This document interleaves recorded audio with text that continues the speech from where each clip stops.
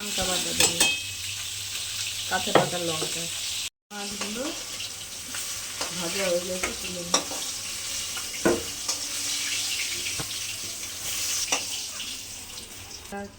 আর একটু তেল দিয়ে দিলাম, লঙ্কা দিলাম ফোড়নে,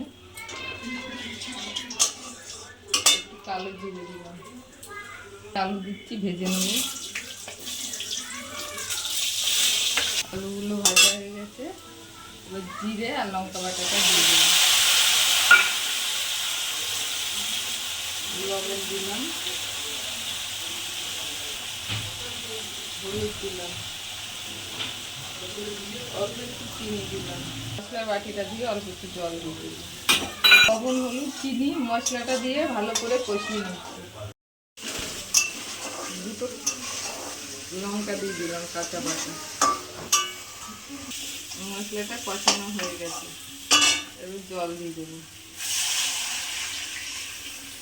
ফুটলে ঝোলটা, তারপরে বেগুনগুলো দিয়ে দেবো।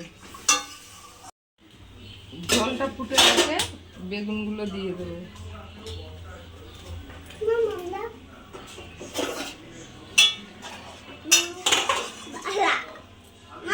এবার দিয়ে দেবো, 10 মিনিট মতো লাগবে।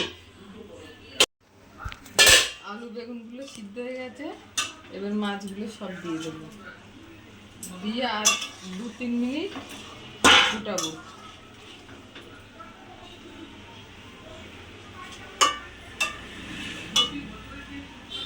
দেবো আলু বেগুন দিয়ে